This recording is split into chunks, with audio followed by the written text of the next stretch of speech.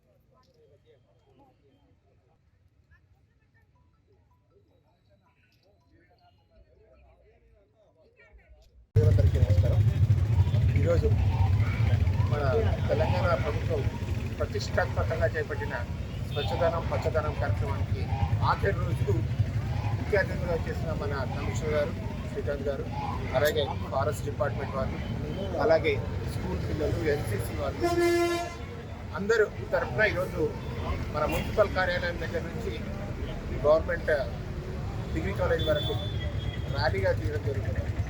ఎందుకంటే ప్రజలకు అవగాహన కల్పించేందుకు చెట్లు పెంచాలని, చెట్లని సంరక్షించాలని చెప్పేసి మనకు ముందరనే రామగుండం అంటేనే ఎన్విరాన్మెంటల్లో బాగా ఇబ్బంది ఉంటుంది. ఎన్విరాన్మెంటల్ పొల్యూషన్ చాలా ఎక్కువ ఉంటుంది. కాబట్టి ప్రతి ఒక్కరూ చెట్లు పెంచాలి, మంచి వాతావరణం సృష్టించాలనే ఉద్దేశంతో, అలాగే కమిషనర్ గారు చెప్పినట్టు ఫ్రైడే అని ఎక్కడైతే నీళ్ళు నిల్వ ఉంటాయో కుండలలో దాంట్లో అవన్నీ తీసేసి దోమలకు ఆగస్టు 5వ తారీఖు నుండి 9వ తారీఖు వరకు ఈరోజు వరకు కూడా ప్రతిరోజు ఒక ప్రత్యేక కార్యక్రమం నిర్వహించడం జరుగుతుంది.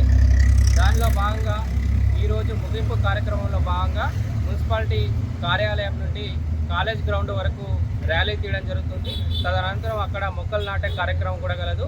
అదేవిధంగా ఈరోజు ఫ్రైడే కాబట్టి ప్రతి వార్డులో కూడా వార్డ్ ఆఫీసరు, మహిళా సంఘాల వాళ్ళు, హెల్త్ డిపార్ట్మెంటు, అలాగే అక్కడ ఉన్నటువంటి గౌరవ కార్పొరేటర్లు, తర్వాత పబ్లిక్ అందరినీ కలుపుకొని కూడా ఈ సీజనల్ వ్యాధుల పట్ల అవగాహన కలిగించడం జరుగుతుంది. మరి ప్రజలందరూ కూడా మున్సిపాలిటీకి సహకరించి తమ వంతు కూడా వాళ్ళు కూడా వాళ్ళ ఇంటి పరిసరాలు పరిశుభ్రంగా ఉంచుకొని మన వాహనాలకే చెత్త అందించి రోడ్ల మీద పడేయకుండా అందరూ సహకరించాలని కోరడం జరుగుతుంది.